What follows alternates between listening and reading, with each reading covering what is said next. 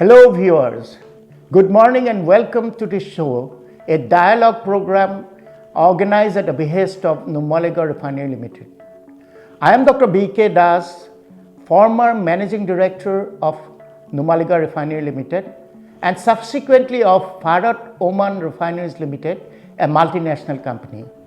I am your host today and I have a very pleasant duty to perform this morning, that is to interact and have a conversation with an extraordinary person who many in Assam would know fought relentlessly for the cause of setting up a separate corporate status for this prestigious refinery project and for giving equity in the equity structure of Numaligarh Refinery Limited to the state government, for realizing the intended benefits to the fullest extent.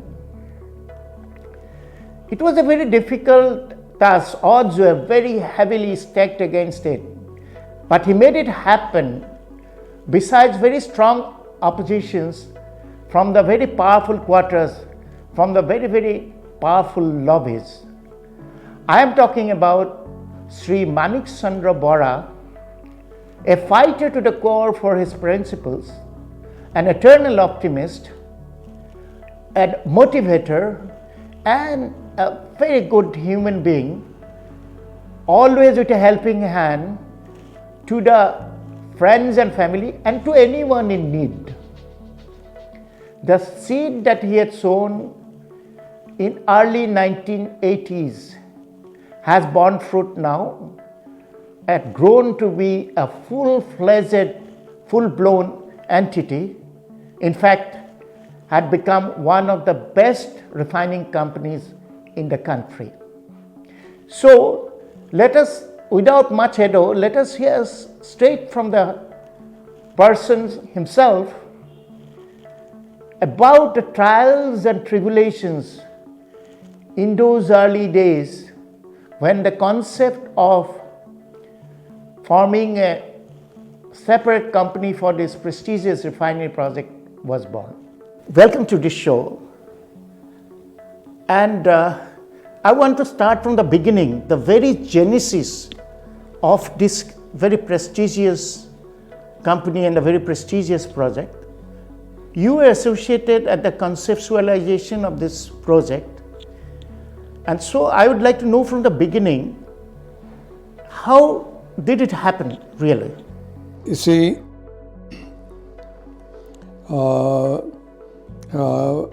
Government of Assam, ASU, All Assam Student Union, representing people of Assam, and Government of India, they signed an accord on 15 August 1985 while agreeing on the foreign national issue to renewing central government's commitment for speedy and all-round economic development of the state with a view to raise the standard of living of the people, and amongst other things, a refinery was to be established. So that was the beginning of the whole project. Okay, I understand that. But how did you get to be associated with this project? You are not a hardcore technical or a project man. You were a chartered accountant, isn't it? Yes, it so happened that Mr. J.P. Raskwa, in one of his visits to Delhi, when I was posted there in IOCL, requested me to join him in expediting the project, and I could not say no. So that was the starting point. Now, having said yes, of course, at that particular point of time, I was involved intimately in raising many issues and making many representations to the central government on all related issues of the state through Parag Daud Chalia and late Dinesh Goswami to the central government. So, because of a sense of commitment to the state, I said yes. Okay. But did you have any apprehension or reservation? Yes, of course I had a lot of apprehensions. Yeah. I didn't have any background, So I went to the temples and the Gurujis and the Gurumais, you see, and Gurumai asked me, so what is the problem with you? You looked all right. I said it will not be so after some time because I have to get a 1,000 crore project going and I have no man, no money, no office, no background. But anyway, the inspiration came from a small book of Rajneesh where he said that make the beginning with the lamp in your hand, it will show you 2 years, and once you cross those 2 years, it will show you another 2 years. Oh, that's a very nice quote. But, Yeah. but when did you join hands with Government of Assam? When exactly? And what was their expectation from you? I joined them sometime in June 1987. And the expectation was to bring the project to the stage of implementation. But Mr. Rajkua left it largely to me to find my own ways to the task to be accomplished. But sorry to intervene, but do you mean to say that you gave up a very prestigious, high-position job in the biggest oil company that time, the Indian Oil, to join in this project of Assam government? Yeah, as I said, it's out of a sense of commitment to the state. And I came on deputation. I did not leave the company as such for all the time to come. I came on deputation to head a particular refinery and petrochemical division of AIDC, which was newly created to accommodate us for this purpose. Okay, but you took this very challenging and very sensitive assignment. People didn't even know whether the project will come true or not. At that time, and you told me Sri Rajkua, the Commissioner of Industry that time, gave you absolutely free hand. So what are the 3 main tasks that he took in the beginning?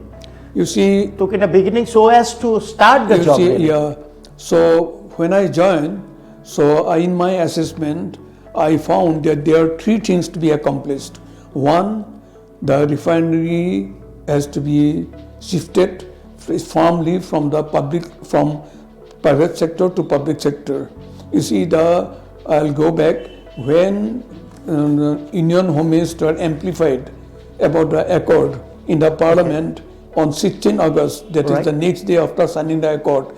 He said that central government will give all assistance to the refinery to be set up in the private sector. Mind the word private sector. So one of my first tasks was how to shift it from the private sector to central sector. Mm-hmm. Second thing, to set up a separate corporate structure for the company. Right from the beginning, I was very convinced that we need a separate company with a heart and soul to be the nucleus of further growth and not a unit which will be akin to a plant or a money-making machine processing crude oil and sending out the product and process. And thirdly, to build up state government security participation in the refinery. I know it will be very difficult to set up that precedence, but that was one of my tasks that I have set for myself. Okay, that's very interesting. In fact, it's a very absorbing story. Yeah. Not many people in Assam would have known about the machinations or the intrigues behind the birth pangs of this very prestigious project. What happened thereafter? So therefore, keeping in that mind, those 3 things in mind, my first priority was to shift it from the private sector to public sector. So for that purpose, I activated the intensive and extensive interactions of the central government and follow up with the central government to get a clearance from them that it would be set up in the central sector. It was not easy, but we pursued and we followed up, and by January 1988, we had in place a firm commitment from the central government to go ahead with the refinery in the central sector as an unit of Indian Oil Corporation. Here you mind that they will go, they have agreed to set it up in the central sector, but as an unit of Indian Oil Corporation. Okay, so, but anything else on this point? Then you see, thereafter, once we had that, in our hand, then I advised the government of Assam to withhold their approval of going ahead with the refinery and instead put their own terms and conditions. And that is to a separate corporate structure with a state government's equity participation for very well considered reasons. I told them that we need a separate corporate structure. The whole thing needs to be cast in a mold in which it is going to be a nucleus of growth and wide spectrum of socio-economic benefits. And setting it up as a unit will be only a plant and machinery. So therefore, hold on and let us fight for a separate corporate structure. Now, I am very grateful to Mr. J.P. Raskwa, who was the Commissioner of Industries, Yes. to Digen Bora, who was the Minister of Industries, and Sri Profula Kumar Mahanta. They showed great He was the chief minister at that point of time. Profula Mahanta, yeah. He was the chief minister. Yeah, chief minister. So they showed great understanding to the concept, and therefore they wrote back to the central government whether state government's equity participation has been provided for or not. Which in other words, Correct, presupposed formation of a Separate company, because without a separate company, the State question government of can't. Yeah, state government can't come in. So that's a very smart move from it my cannot side. come. You see, so that was there. I think it is a absolutely path-breaking initiative that you have initiated on behalf of the government of Assam. And I like the rules that, you asked whether state government's participation is envisaged or not. Yeah. Because in other words, you are asking whether it is a separate company, Yeah. whether it will be a separate company or not. Yeah, correct.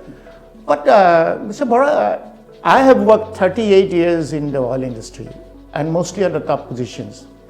You see, I know for sure that anything to do with petroleum and natural gas is the prerogative or within the purview of the Ministry of Petroleum and Natural Gas. It is totally a central government aspect, central government's role only. State government has got no role or no say in it. Correct. So Correct. did you Very correct. Yeah. Slightly at least Yeah, had some doubt that the Yes. government of India in the form of a Ministry of Petroleum and Natural Gas will not accede to this kind of a thing? You see, the thing is that the stand of the central government and the state government were totally opposed to each other. And we knew that our stand amounts to challenging the might of Ministry of Petroleum and Natural Gas. So therefore, we have to generate every conceivable arguments to prevail upon the central government that why a separate corporate structure with state government equity participation is required for this purpose. And therefore, it was done on the basis of an in-depth analysis of the facts and figures to support our stand. And that was that, and indeed it created a stalemate for quite some time, and we had to be patient, and we followed up, and certain amount of pressures were generated from outside the government also about the refinery, about the delay in setting up the refinery. So that is how it was going on. Yeah, I can understand from you, and in fact, I was slightly aware of it also. That So- lot of work had gone in the background.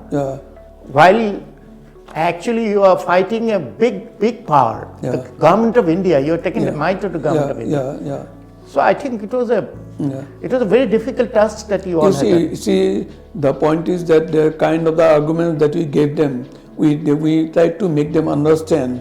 You see, why to justify our stand, and finally, I think they understood, and we could to some. Did the Ministry of Petroleum and Natural Gas accede to this very unusual request, I must say? Yes. Or I may even say a demand from the state government and you. Yeah. So did they accede to it? It sounds very strange that a Petroleum and Natural Gas Ministry had finally acceded to this. Obviously, they have acceded to it because it's a separate company now. Yes. You see, the point is that it was very forcefully fought by D.R. Fenney, who was the chief secretary, and Mr. Raskoa and all that.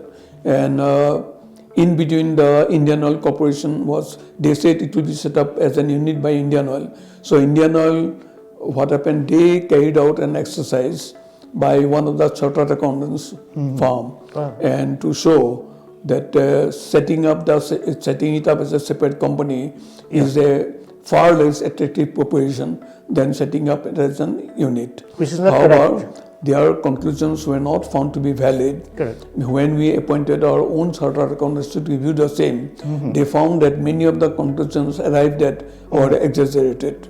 So that was that for as far as the IOC is concerned.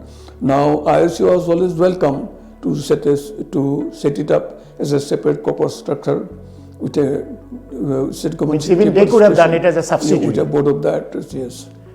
Oh, so You it was see, not. the thing is that Okay. as an unit, the refinery, without a corporate structure, the refinery would have been an unit in the vast ocean of IOCL. Yeah, we'll come to that slightly Yeah. later. I have a Yeah, with specific question with for the you on vast, this. with the vast, So we'll cover that aspect slightly later because I have a very specific question on that particular aspect itself. Okay. But what I want to say here that it is not only a fight between two strong governments. You made it a fight between two chartered accountant firms also, like IOC's chartered accountant firm vis-a-vis Assam government's chartered accountant firm, which finally won the case. In fact, which won the point. Yeah. So, but here, let me ask you a very personal question. It is slightly embarrassing, but let me ask you still. That you were an employee on deputation to Government of Assam, but you were an employee of Indian Oil Corporation. Did you feel a bit uncomfortable or embarrassed to take a stand which, of course, I know the stand was taken because of keeping the interest of the people of Assam in mind. Yeah. But did you feel embarrassed or uncomfortable to take a stand which went against the interest of your parent company, which is Indian Oil, because they were giving the refinery then? No, I did not feel uncomfortable because IOC was always welcome to set up a separate subsidiary and take up the refinery. I did not stand against the IOCL. I was for a separate corporate structure with a state government security participation with a board of directors based in Assam. I was not against IOCL. What you are saying that your stand is to have a separate corporate status. Exactly. It may be a separate company. Yeah. It may be a subsidiary of Yeah, Indian yeah, Oil. it If may be a Indian Oil subsidiary. had decided Yeah. to form a subsidiary with a board of directors in Guwahati or something, you would have supported it full hog. Correct. So actually you did not Correct. fight against the interest of the Indian Oil. Correct. Well, I understand that.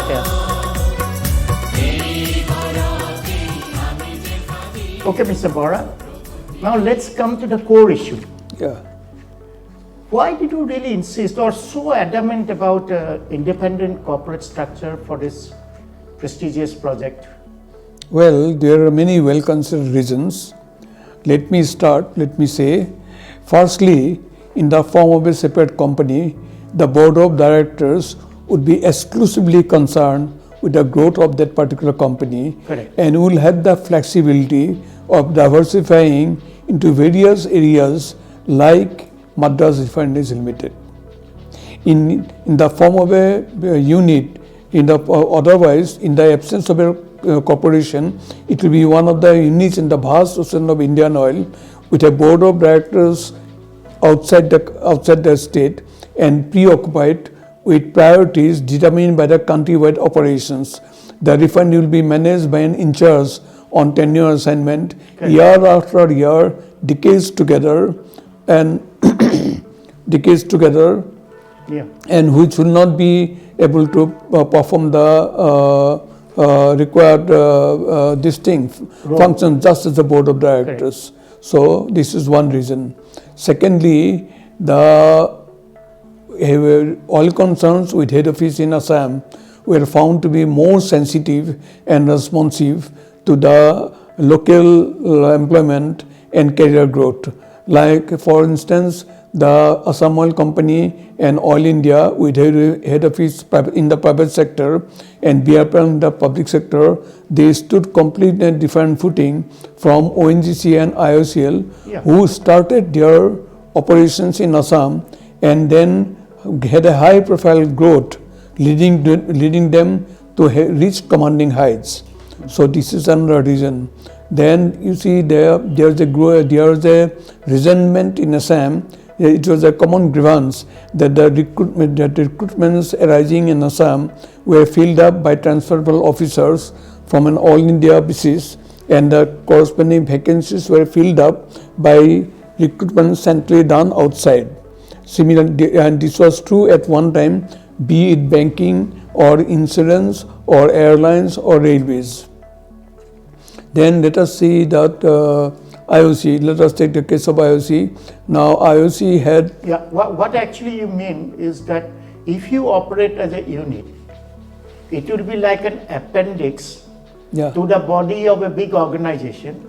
So the local person will be only doing the day-to-day job. They will have no flexibility, no independence, and no freedom really to work for the benefit of this Precisely region. For that reasons, we wanted a separate board of directors. Now I have not explained to that extent, but there were the main reasons. Then second thing, let us take the case of IOC. Now IOC's first refinery was Guwahati Refinery in 1962. After that, it had a high profile growth, and it became, by 1987, it had 21 million metric ton capacity, refining capacity, and 13,000 crores of turnover, becoming one of the world's biggest corporations. But the local employment did not show up or did not keep pace. So this is one thing. Indeed, but in contrast, let us look at Assam Oil. It gave a lot of opportunities to the local people. True. In fact, IOC has grown even bigger now. So they have, as per the last their annual report, they have about 5,15,000 crores turnover. Correct. And they own now about 11 refineries with a total capacity of 80.7 million tons, practically half the refining capacity of the country. And they have a gigantic pan-India marketing infrastructure. So even more than what you said, they've grown with they've grown progressively. It's become a behemoth. But local people have not grown at all. Correct. That Now, is your point. Yes. You see that Assam Oil Company, which stagnated at 0.5 billion ton capacity because the government did not allow the foreign companies to expand. Correct. It gave lot of opportunities to the local people, so much so that after nationalizations, a lot of Assam Oil officers were seen in various cadres of the Indian Oil, senior cadre in the Assam Oil, including GMs and executive directors. Correct. So I think this thing, now the position is, since NRL came into being, that even in these organizations where the local people or Northeast-based officers did not have much career growth, now even today, even in these organizations, you will see Northeast officers from the Northeast are occupying now high positions in these organizations. So can we say that Numaligarh Refinery Limited has opened the floodgates of course for the career growth of the local officers even in these organizations? Of course, so to that extent, it's a great. You see, almost 100% are local people in NRL, and NRL is growing. And when it becomes a petrochemical refinery in the near future, the opportunities will further come up. Right. No, what I mean is that after NRL came into picture, NRL of course has all the big officers are from the Northeast only. Even IOC took cue, and I think they started putting Northeast-based officers at high positions, even in their own organizations. So this is what has happened, because I see a lot of senior level officers who are from the Northeast. But what about the marketing division, refining? No, it was same. It was very poor.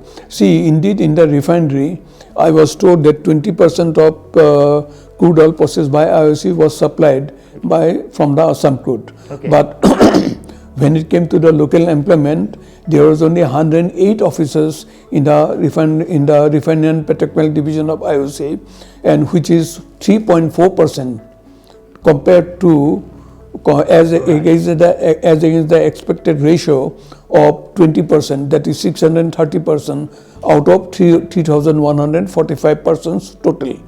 You see, so this is one thing. Secondly, when we analyzed, we found that only 42% of the Guwahati refinery are local, and the chances of someone becoming a general manager was only 1.9% in the course of the next 25 years.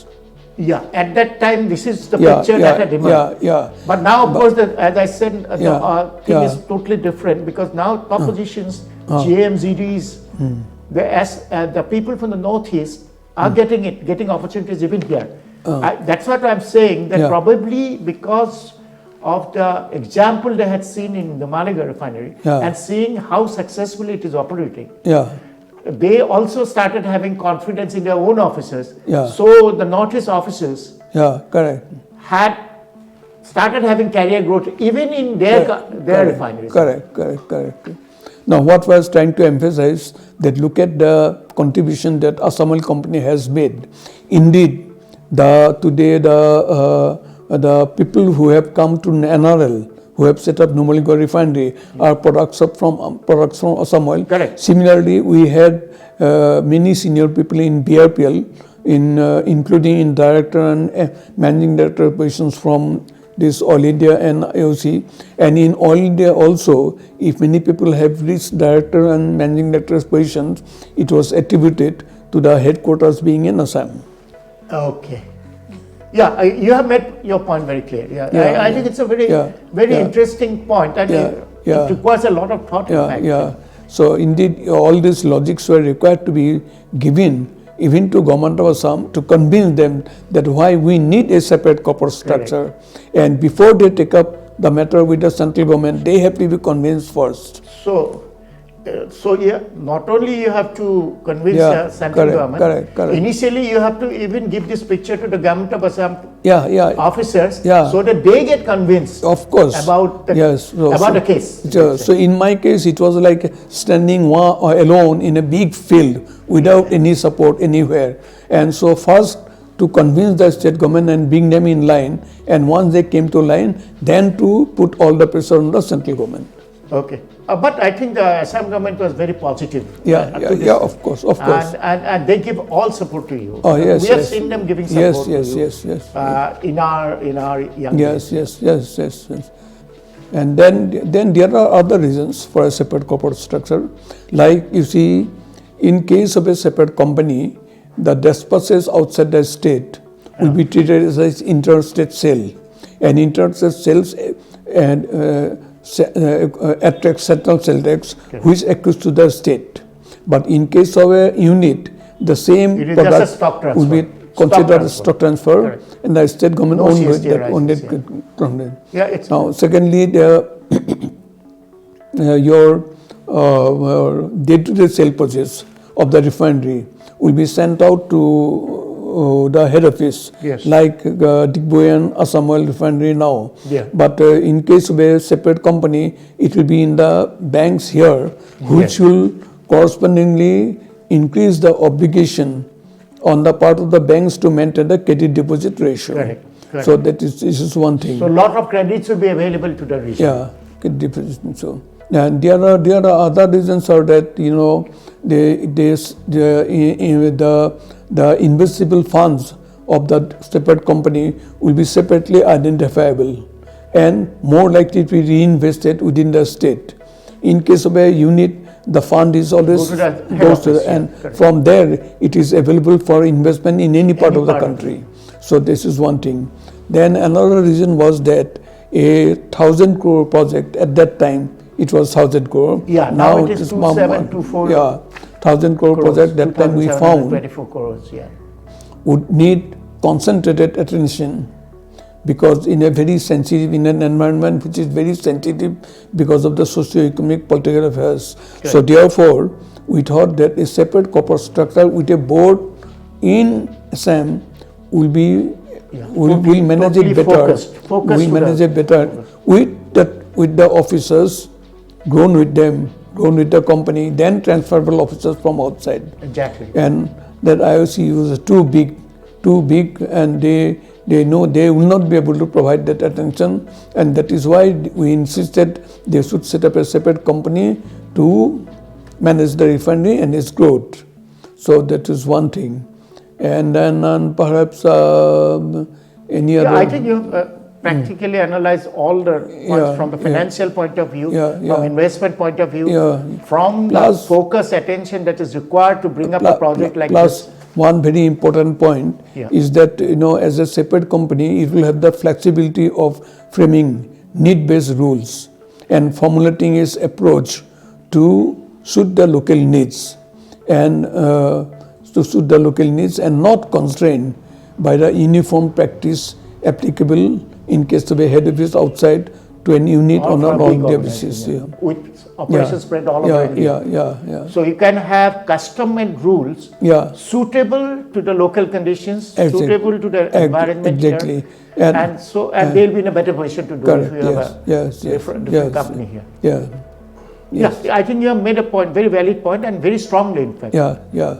No wonder Government of India acceded to your request, though it was a very rare case at that point of time. So the question of separate corporate structure was taken up very forcefully. The government could take it up very forcefully because of these points. All these very valid points. And forcefully, and so finally the central government considered. I because they also understood. I think they also saw the reasons.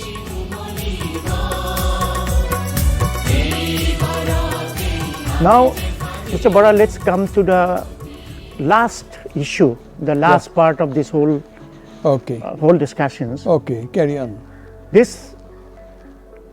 Why did you really insist on the state government acquiring an equity participation in the project? After all, it's not the done thing, it's a central project really. And normally it never happens that the state government takes an equity participation in a refinery project, let's say. Yes, let me tell you. Firstly, it was done as a matter of strategy. For the state government to participate in the equity, there has to be a separate company.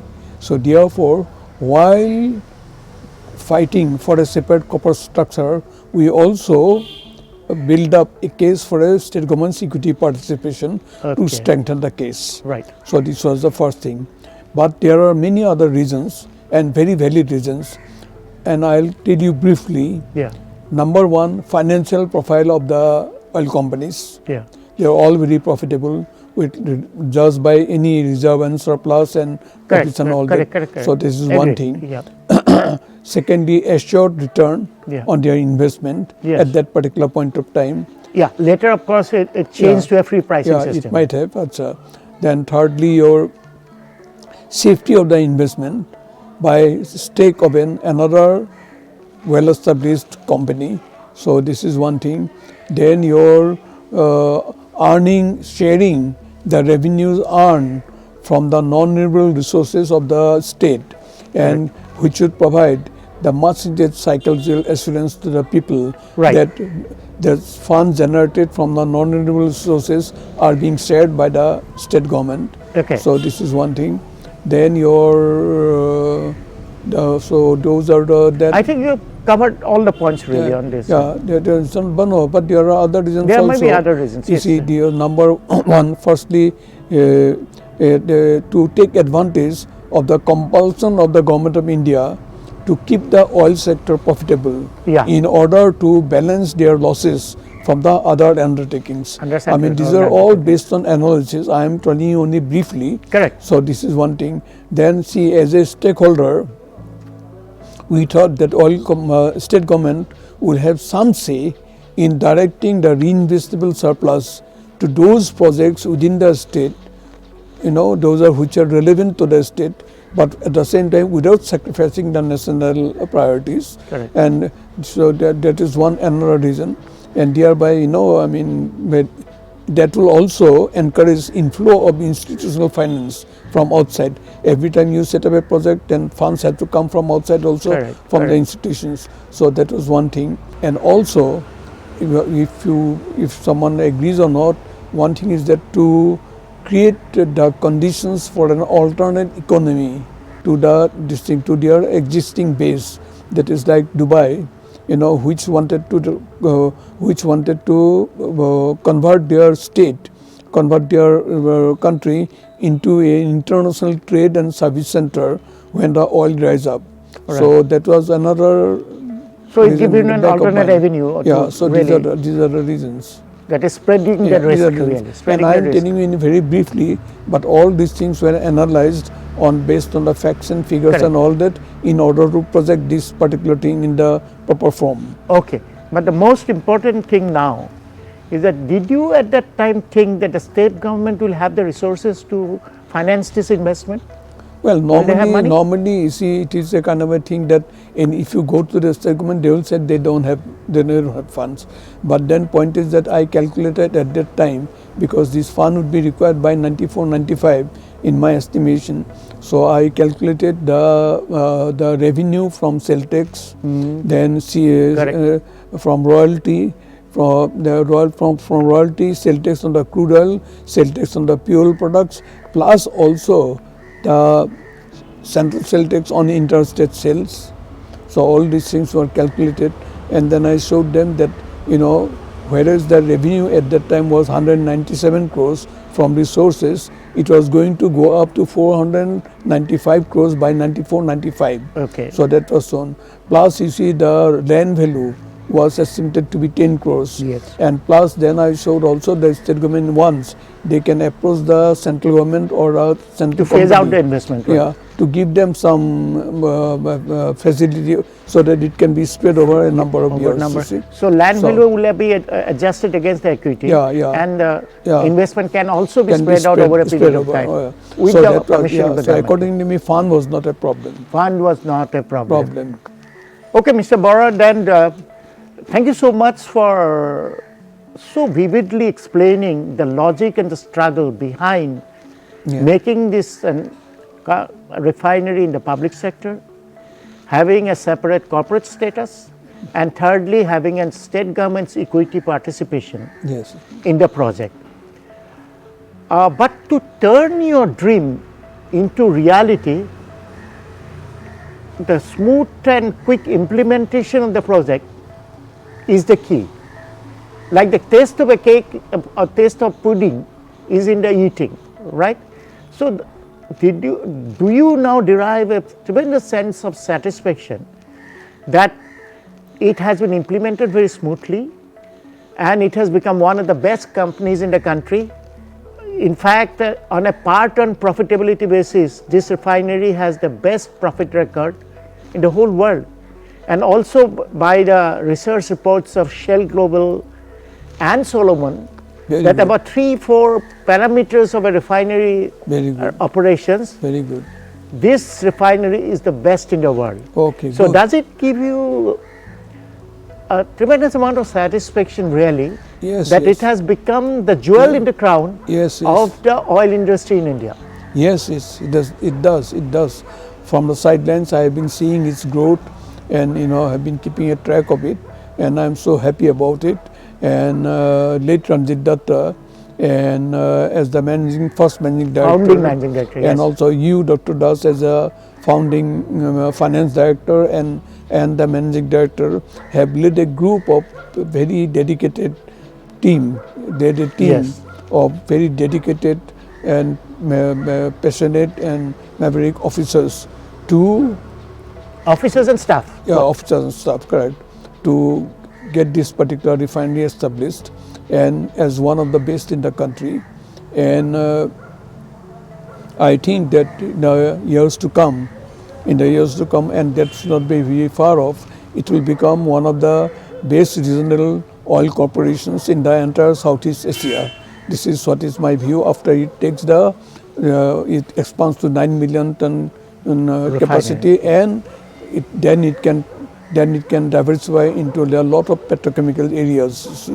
So this is how I see Yeah, this. I think and the subsequent managing directors and the present management Yeah, yeah. are doing a great job Of course, in bringing this refinery of course, of or course. the refining company as such Correct, to the top in the chart of correct. companies that operate in oil sector here. Correct. Okay, we are very proud of, and I don't think that there is any public sector company in the country which is very important, public sector company in the country which enjoys so much of public sector and goodwill as does NRL from the people of Assam.